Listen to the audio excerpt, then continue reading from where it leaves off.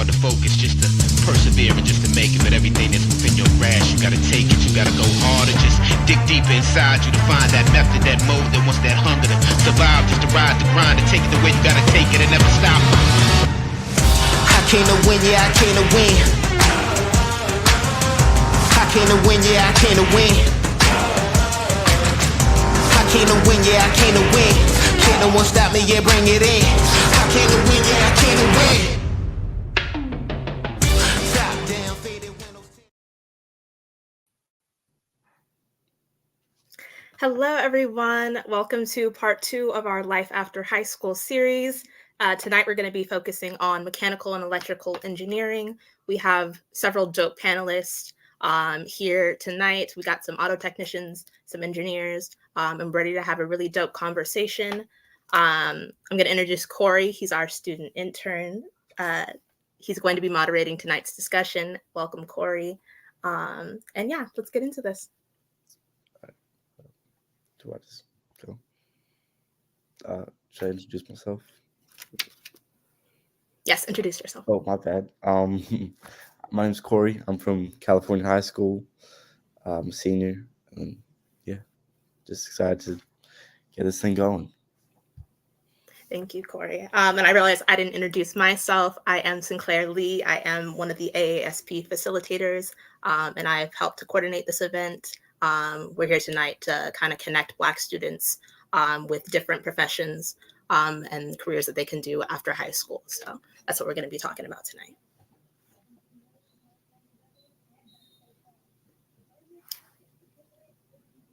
We're going to get into our panelist introductions.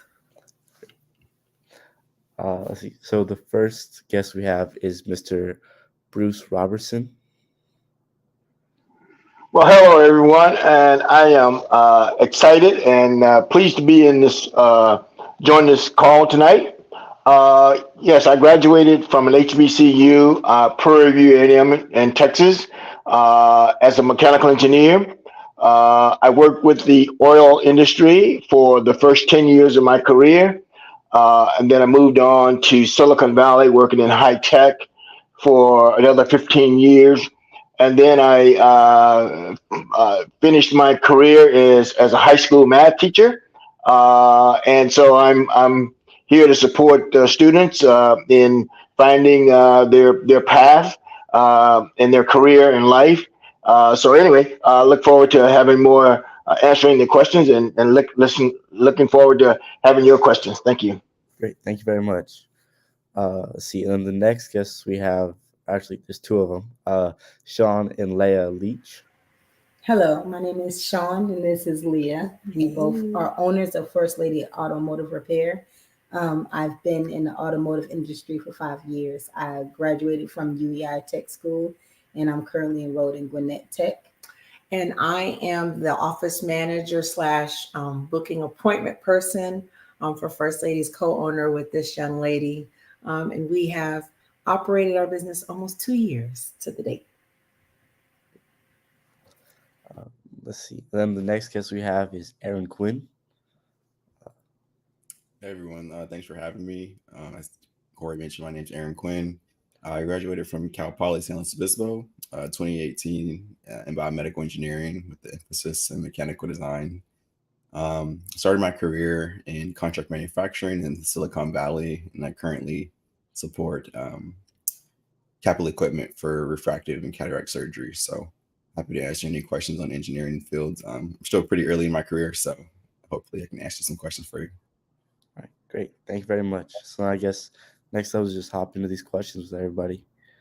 So the first question that we have is, how long and was it, like, how difficult was it to complete your education and learn to do your profession?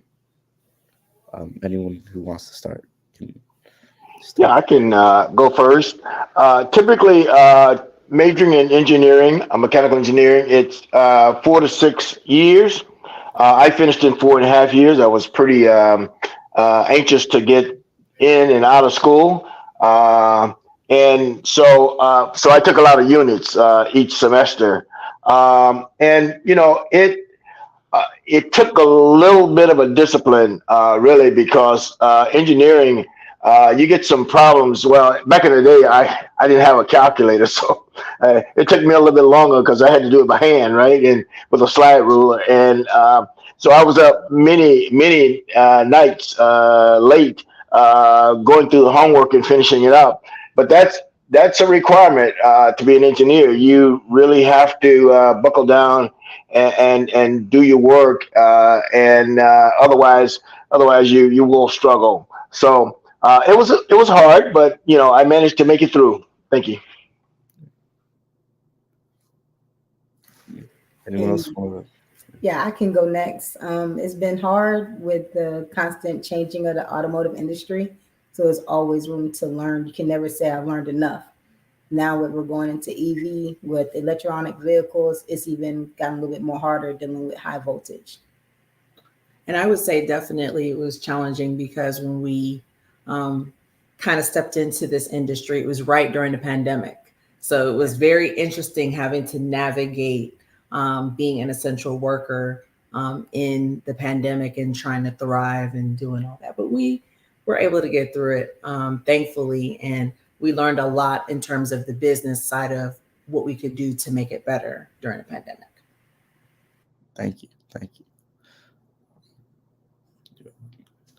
Do you have anything to say? Oh, just to add to that, kind of just to echo, I'm still early in my career, but yeah, just kind of doing a lot of training and knowing what's out there kind of with the medical device industry. There's lots of regulations that change. So you have to be up to date with any regulations when you design your devices. So pretty staying up to date on your training kind of helped me stay in the loop. Great. Thank you. And since you are all clearly in very difficult professions, I'm sure as Black people specifically, you face some different challenges than most. So if any of you guys feel comfortable, touch on those and explain them and how you might have overcome those challenges, I'm sure we'd all appreciate it. Well, I can go again.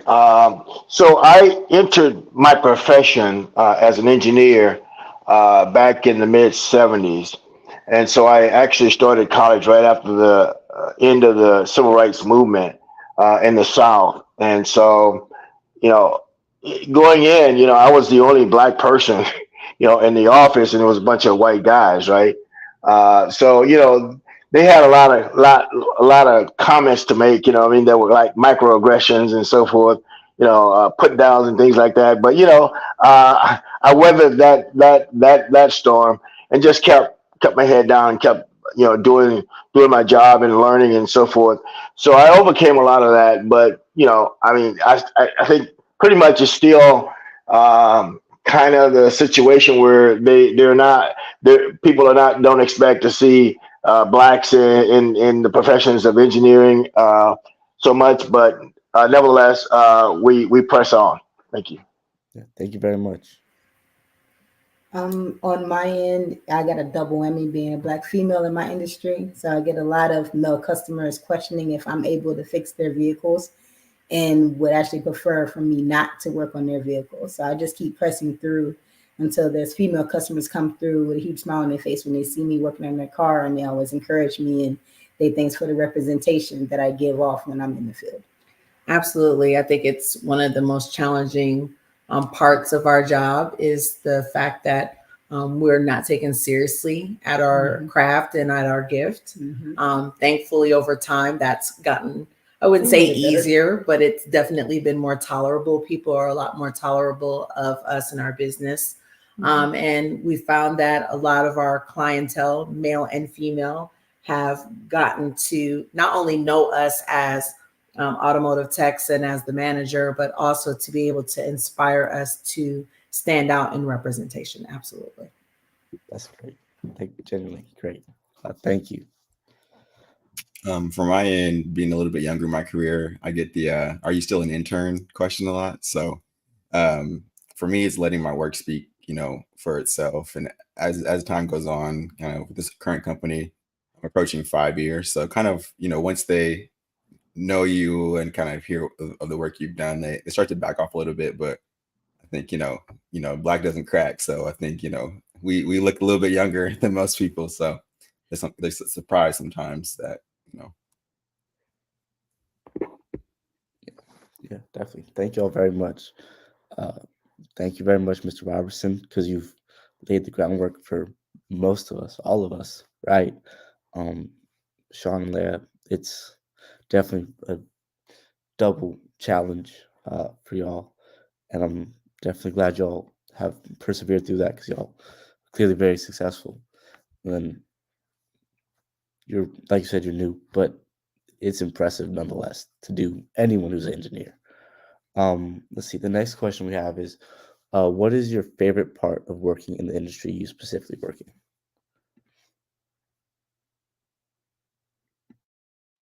Well, I had a lot of favorite. I had autonomy, and really, I did a lot of stuff that I could do on my own. But I also, had the opportunity to meet with other people that were, say, had more experience than me and learn from them. Okay, but I never. I always put myself front and really tried to learn how to really do better and in my job. So I advanced quite well, but that it takes basically just persevering, and each opportunity that you get. Thank you. With me, with us, I would definitely say I love getting my hands dirty. I love being able to get my customers' vehicles back on the road when they couldn't find what's wrong with it, or when they come to me about another tech that couldn't resolve the problem and I was able to resolve the problem for them. I would say definitely my favorite part of the job is the fact that I get to work with my partner in crime. And that I get to be able to learn from her. She gets to learn from me, and we feed off of each other's energy. That's Absolutely. my favorite part of the job. For me, my favorite part would be learning new technologies on the job. For me, I'm a fan of 3D printing, so I get to access a lot of different 3D printing methods and kind of using, my job as a fuel to kind of pursue some passions of my own. Yeah, great. Let's see. And the fourth question we have is, what's a piece of advice you wish someone had given you before you started your journey?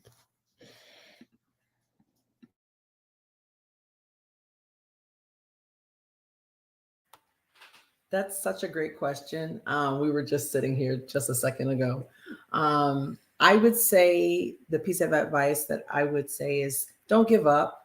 Don't be discouraged when people don't accept you in your craft or don't acknowledge you in your craft.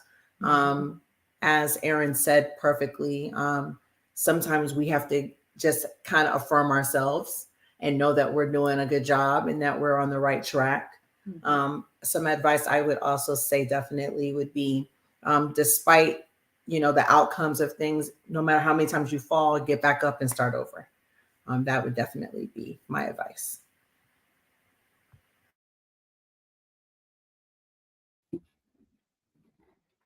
I would have to say ask questions even when you feel like it's a dumb question. The more questions you ask, it kind of also shows that you're interested, and sometimes you'll learn.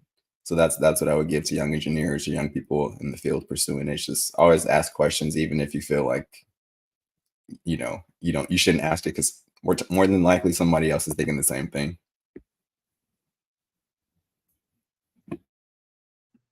Yeah, and I would also add that to stay disciplined. There are so many things that can distract you from what you're up to and what you're trying to what you're trying to accomplish.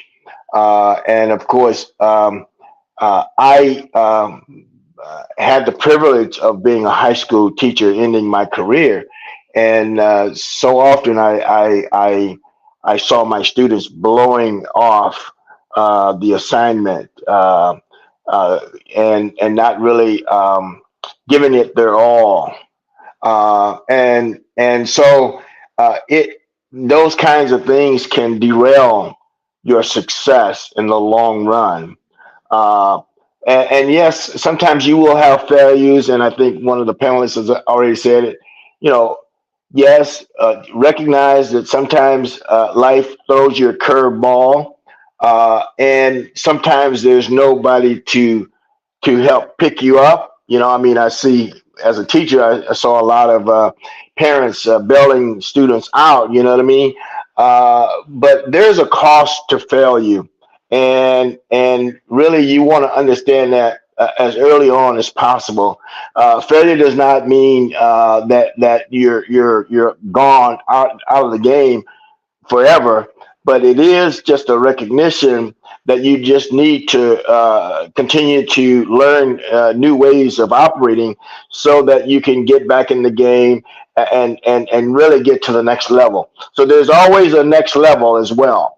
And so you really want to keep your eye on the prize and make sure that you're putting in the time. Sometimes you need to put in time that nobody has assigned you time to do. You're doing it on your own.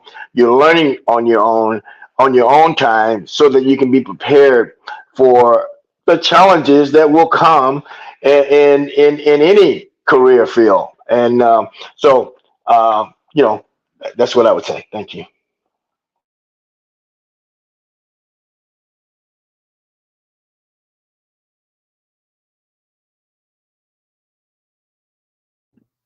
My bad, didn't realize I was still muted.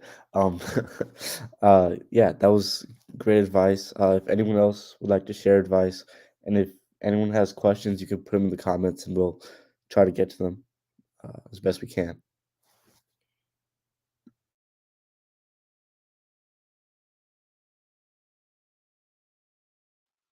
Yeah, I would say that I have spent quite a lot of time since retiring from teaching, really looking at how to improve outcomes, especially for African American students.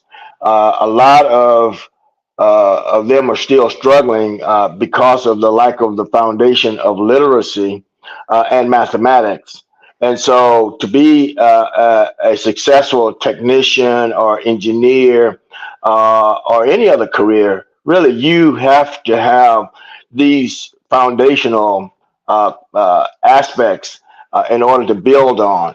So what and the other thing I want to mention is that the world has changed significantly since I graduated from college 50 years ago, and there's a lot more technology available.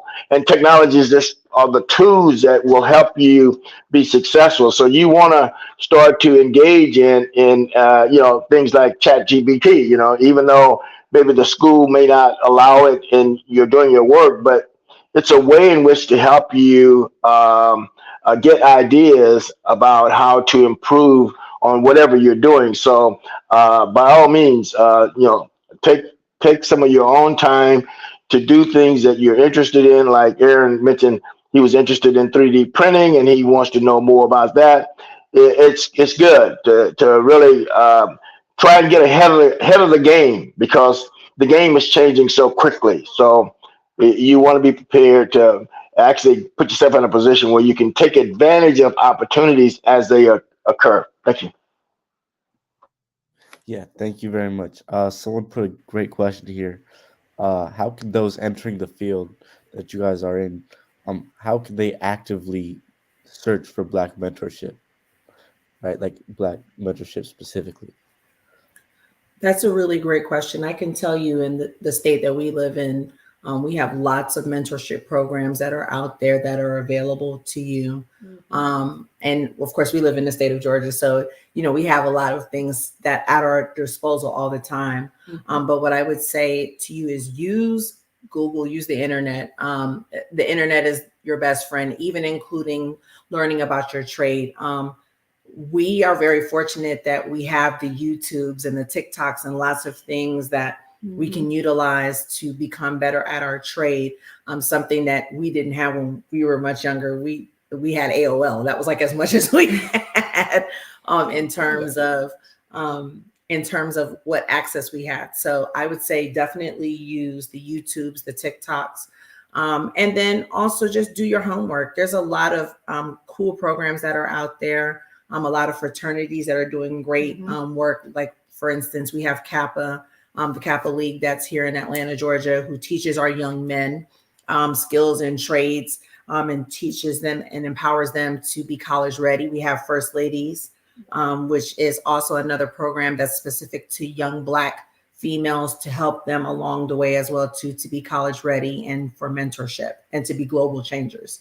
So utilize the programs that are out there. A lot of times too, I used to work in the school system, so I get that in common with Mr. Robertson, my apologies.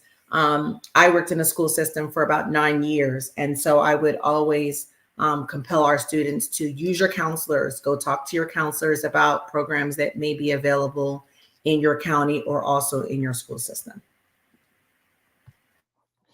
So, yeah, thank you. Speaking of, oh, my bad. We're gonna. Well, I was just gonna also say, just look around you, maybe in your own community, in your own church, and you have an idea of who's doing well, and just approach them and just say, listen, I'm a young person, and I'm really needing to have somebody help with mentoring. Who can you recommend? You know what I mean? Maybe there's somebody that owns a business, like the two young ladies here. You know what I mean?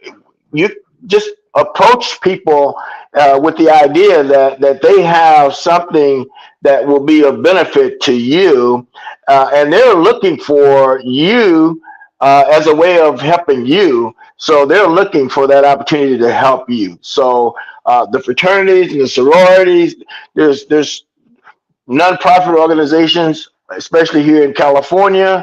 And so I would just advise you to just open your eyes and look around and just start talking to people, because you're looking for the help, and you've got to put yourself out there to make sure you get it. Great. Absolute power of active networking, right? Thank you. Let's see. Another question. Speaking of learning and broadening things, would you recommend trade school rather than a 4-year college, like what is conventionally suggested to most kids? That's a really good question. Specifically for her industry, for our industry, absolutely. Trade school is the way to go. A lot of times you can get through a program very easily, maneuver through it very easily, and it's cost effective. Yeah. And Absolutely. I would definitely back that up with even being in the field right now. I was trying to go to a 4-year college and still work in the industry I'm in right now. And there are some people that frown upon it. They'd rather you go trade because you have more availability with time. Great. Yeah, thank you very much, especially. Yeah, I want to weigh in on that as well. Trade school is very good. It's coming back. There's a lot of career technical education programs that a lot of the schools, high schools, are implementing right now. Even biomedical, construction, welding, electrical, plumbing. Automotive. Networking. IT. And so there's a whole lot of things that students can do to be prepared for the workforce leaving school. And for many of them, they need to do that and until they can figure out what it is that they want to major in. Because sometimes students run away, go off to college for a year, spend $40,000, $50,000, come back home and say, "Oh man, that's not for me." Oh well, you're still down $40,000, $50,000. Okay, so explore it in a no cost or a low cost manner. So we have community colleges here as well that have all the CTE programs as well, and UEI, I think UDI is another one. So there's a lot of private schools that give you a trade, and actually you can make very good money right out of high school. $40, $50 an hour. So I would say definitely go that route. Absolutely. Thank you very much. Uh, let's see another question. Do you recommend using social media to help both with everyday life, but as well as with contacts and like networking? Absolutely. There's no better answer to give than absolutely. I'm very grateful for the network of people that we have met along the way. We've actually met colleagues through social media. And so it gives you the opportunity to be able to network, especially out of the state of Georgia. There's a lot of people that have more insight to your industry. And so obviously social media can be used for good that way to be able to network. So just always have to use caution because there are people out there that like to scam. So it's hard to gauge it, but I would definitely agree with that too. And I would say LinkedIn is a more professional kind of social network. And if you can even look at comments of what people have posted, and you can actually look and see what it is that they say they're up to. Okay, and then reach out and say, "Hey, can I be a friend with you?" And then start a conversation. That's a good way to actually meet people that are experts in the area in which you're interested in. So that's a good way of networking for sure.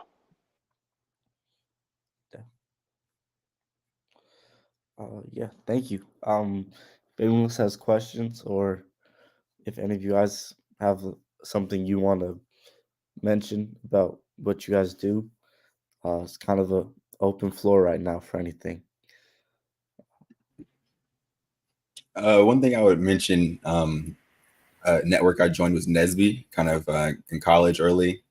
Joined that on the West Coast is Region 6. So I know in high school they may have an outreach program for younger ages, but as you get into college, the career fairs are super beneficial for me. Just kind of public speaking, your elevator pitch, getting practice of interviewing with larger companies, and also just networking with other Black professionals. So I would give a shout out to NSBE for sure. Absolutely, thank you.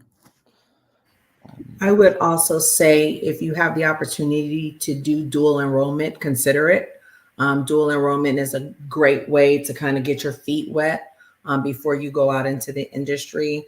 If there's opportunity for internship, thankfully, there is lots of opportunity in a lot of the high schools that are in the state where we live. If they give you an opportunity to kind of do a day in a life, and see if this is something that you actually really want to do. Right.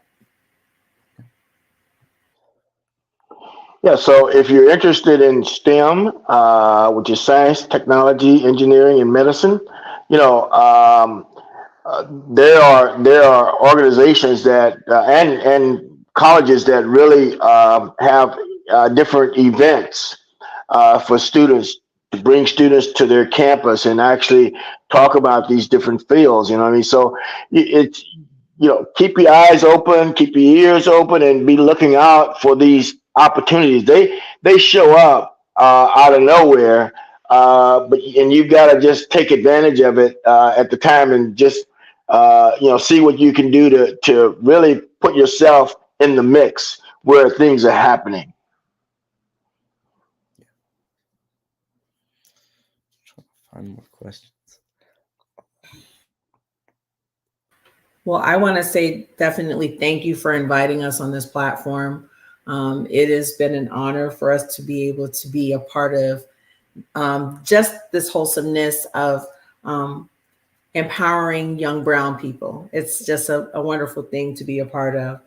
Shout out to all the female mechanics. If you're out there and you want to do automotive, there is a place for you. So don't think that there isn't. There's definitely a place for you. And just keep kicking butt and doing your thing out there. Absolutely. Absolutely. Thank you guys. Thank all of y'all for being here. Let's see. There's one new question. I think it's more specifically about NSBE, as you is called. Does NSBE have opportunities / engagements, even if you are not a member, perhaps for younger people who may be interested in these fields? I don't know if you guys have the answers to that. They should have things for K through 12. You can probably check their website. It's nesbe.org. But they usually do have programs in the summer, kind of STEM programs. As Bruce mentioned, sometimes they partner with the local universities where a chapter will have a day, like the Build an Engineer Day at Cal Poly, something that we had, where we invited younger students to just build a robot on campus or build a spaghetti tower. So certain things like that. I would just, check out the website. And sometimes if your local college campus has a NSBE chapter, check with them as well. Great. Yeah, I'd say also, if you're in high school, I assume that many of you are in high school and looking for a career or whatever, should go by your career center, your college and career center. You should talk with people in science, so your science teachers, about what opportunities they think or events that they think that would be helpful for you to learn more. Sometimes they can connect you to people in your community, companies that are in your community, to have a chat. The other thing that's happening in California is we're starting to do more internships and apprenticeships, okay, for students, and we're talking about paid internships and apprenticeships, and I just don't want you to miss these opportunities, okay, because they'll come up and you won't know about it until it's like no longer an opportunity, it's no longer there, right? But just keep looking around and asking your counselors and your math teachers and your science teachers, if they know of places that you can go and get more information about how, what a mechanical engineer does, or an electrical engineer does, or an automotive person. You know what I mean? So you've got to you've got to take the lead in inquiring about these things so that you can become knowledgeable, and then you'll find you'll find your niche. Like the young ladies that are in automotive. I mean, it's like, wow, that's the first time I heard of that. That sounds exciting. Wow, how did you do that? That's wonderful.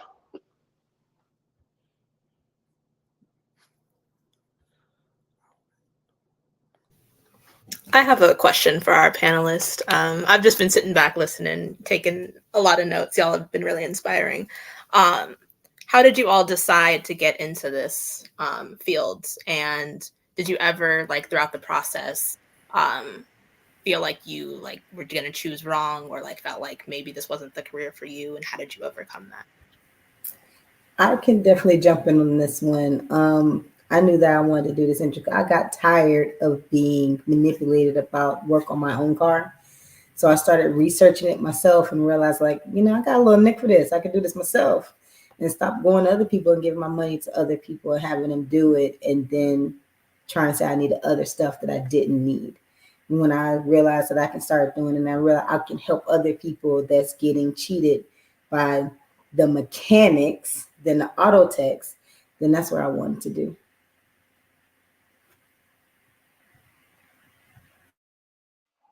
I can also say, for me, I was a good math and science student. I really loved physics. I really loved algebra and geometry and calculus.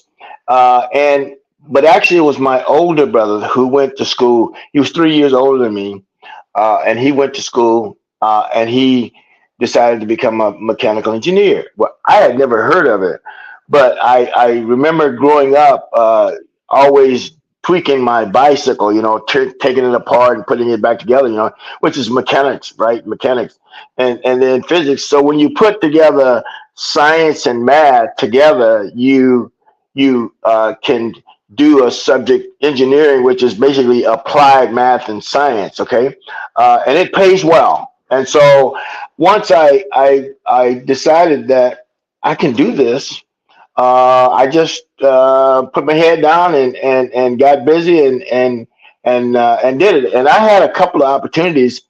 Actually, after my sophomore year, I had an internship with Ford Motor Company in Detroit, and that opened my eyes a little bit more. And then after my junior year, I worked in the oil industry, in the oil field, and that opened my eyes a little bit more. So and then I got to see all the great things that mechanical engineers have done to design cars and boats and airplanes and trains and all that stuff. Anything mechanical. And then when I graduated, I actually had the opportunity to interview with some of the major companies like IBM and AT&T, and Shell Oil Company. And so I had a number of different opportunities coming out of college to go and work for different companies as an engineer. And I chose the oil industry to start with. But nevertheless, the choice fell on me, and I took advantage of it. Thank you. Yeah, just to kind of echo what Bruce said, growing up, math and science is my thing. Taking apart, all my toys, putting them back together. Um, my degree was in biomedical engineering. I really didn't know what biomedical engineering was until about my junior year of high school. I knew I wanted to kind of go into the field of math and science, but I also had, my mom is in the pharmaceutical industry, kind of seeing her work and just hear her ins and outs and hearing about the medical field. I felt like I leaned toward the biomedical industry. Um, as a biomedical engineer, you kind of find like some of the jobs are geared towards mechanical engineers. So you do learn a lot of the similar aspects, but with a added biology aspect to everything. So, it can complicate things a little bit, but I'd say is the world that we're living in, medical devices aren't going to go anywhere. So just having that background of mechanical and a little bit of biomedical is always useful, I'd say. Great. Yeah, thank you. I had a question kind of geared toward Sean and Leia, which is you guys mentioned earlier electric cars, and I'm just curious, like, how much of knowledge a mechanic might have about uh, like gas-powered cars translates. That's a hard one because I try to stay away from all electrical cars. I'm not even going to sugarcoat it. I do not like touching electrical cars because it can be life threatening if you touch the wrong wires. The fact that everything is, and I will tell y'all now, if you see anything that's an orange wire on a car, do not touch it. That is high voltage and it will kill you if you touch it, if anything is exposed. So I would definitely tell you it's really tricky. It's a lot of information that you have to learn to understand all of it. I would also add to that by saying that when we first came into the industry, EV was becoming the newest thing to happen. And so it has been a very interesting learning process when it comes to EV, and just in terms of repair, in terms of just the availability of auto techs that actually deal with EV. Even in our industry where we live, in the perimeter where we live, there's not a lot of EV automotive techs. There just isn't. They actually trained us on EV, but you'll find that a lot of people are just kind of apprehensive about learning it, because there is so much, and that's all science. It's all science and math, and definitely voltage, and it's not as cut and dry as if you're dealing with a vehicle that's not EV. And like was said in the chat, it definitely needs specific equipment. Yeah. Definitely, you can't just go to any store and just get it. You have to get a lot of different tools to help you, and all the tools are specially made and insulated to touch these vehicles.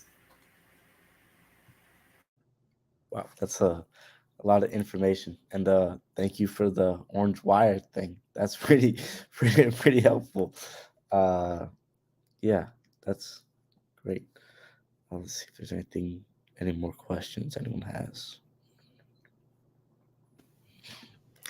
I have another question. How much money can you make in this field?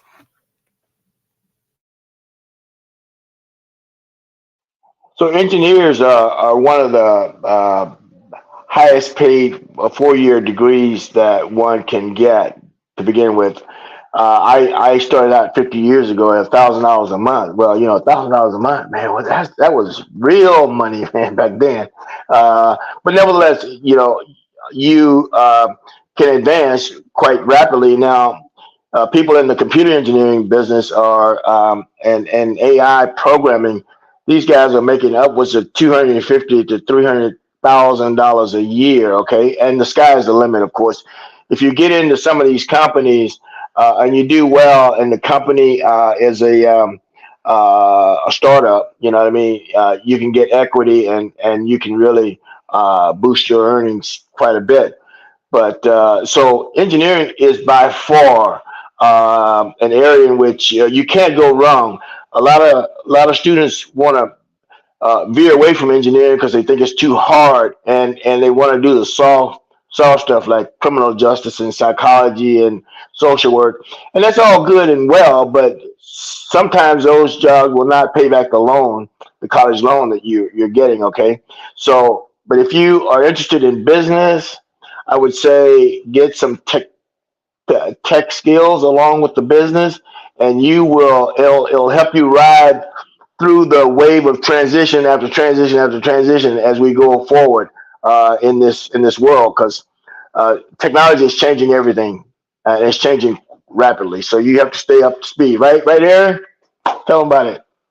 Yeah, yeah, definitely. I would say, as Bruce mentioned, engineers are usually we're responsible for the innovation of kind of driving kind of the world, if you would think about it. So these companies, usually you kind of want to work for a company who values that and can and knows that you're in charge of that. So for my company in general, they definitely our software. We can't compete with the software team, of course, but the engineers and mechanical engineers, electrical engineers, the joke is you all get paid the big bucks to make the hard decisions. So that's another thing. A lot of the problems we run into in engineering, sometimes you could be the first one to run into it, or you're the first one to kind of find an age-old solution and bring it back.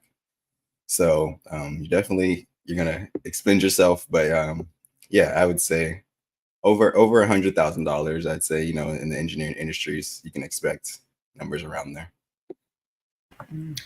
Ours ranges. It depends on what you do. It depends on if you're dealing with electrical cars. It depends on if you're dealing with diesel. It can vary. I can tell you when Sean first started in the industry, it was pretty nominal. It was about $12 to $13 an hour. Now she's almost close to being a master tech. So now her wage is about between $25 and $30 an hour. Yeah. Again, it also depends on if you work for a dealership. It also depends on if you work for a mom and pop shop. Certifications definitely will help you to get a boost in pay. What I would tell people is if you're going to go into the automotive industry, to work with a company that will give you certifications. The more certifications that you have, the better your pay will be.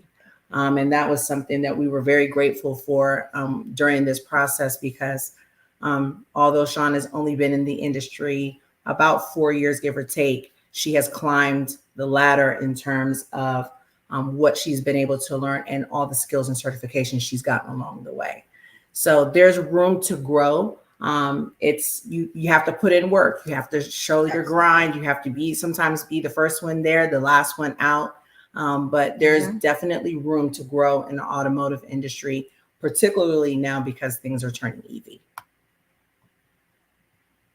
Great. Yeah, thank you.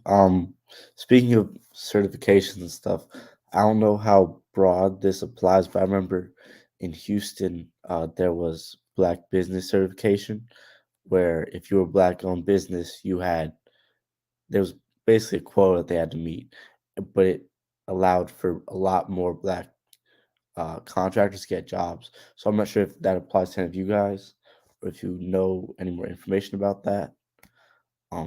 It might just be a Houston thing. I don't really know, but I know it's a thing. Anything? Yeah, it might be different in every state. I know I wish that they would do that in the state of Georgia. But yeah, I think in different states they'll offer different grant and monies and different things for your business to be able to get your business up and running and be successful. Absolutely.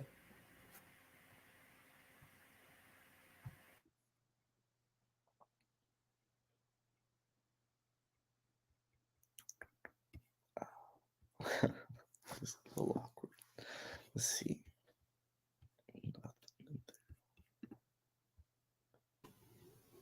I have another question for y'all. Are there any like cheat codes that only people in the industry know that y'all can share with us?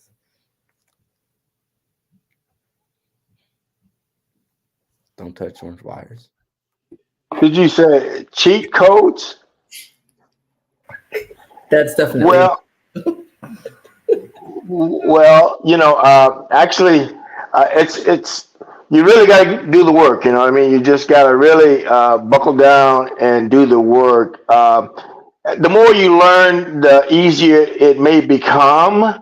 And then sometimes you're spending a lot of time learning, but once you learn, you can get with it. Okay.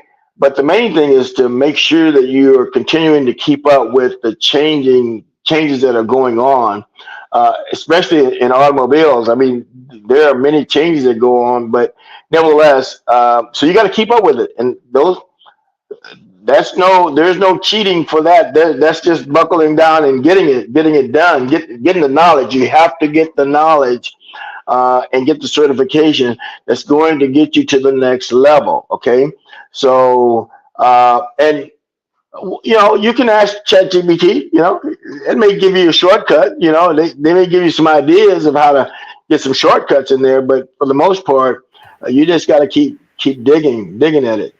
All right, Aaron, you can go for it.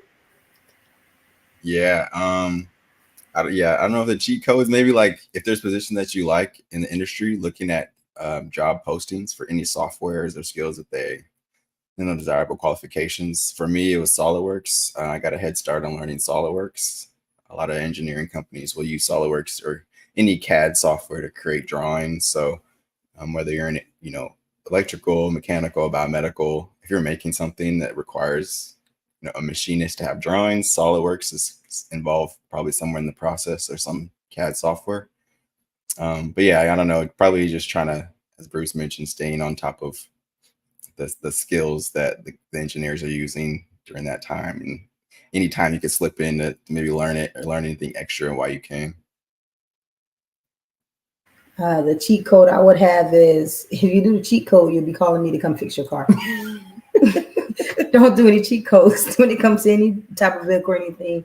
Like Bruce said, you got to put in that work. Don't try to find a shortcut to trying to find a different way. You're going to be calling somebody else to come and do it for you.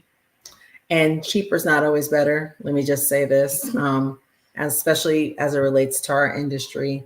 We sometimes have clients that take it upon themselves to buy parts on their own, go through Amazon and go through other places. And a lot of times it causes more havoc and headache than what it's really worth. I would say trust your person. In our case, trust your automotive tech that they're telling you the right thing about your vehicle. They're not going to lead you astray. The right ones will not lead you astray. They'll be very knowledgeable. If you have questions, ask questions. Let them True automotive technicians want to ask questions. They want to answer your questions. They really do. They want to show you what it is that's going on with your vehicle. They're not going to take your money. They're not going to scam you. They want to invest in making sure that you have a car not only that lasts, but that you're safe behind the wheel, because that's it's a tool, it's a weapon. If you don't take care of it, it's like anything, it will definitely cause other detriment to you.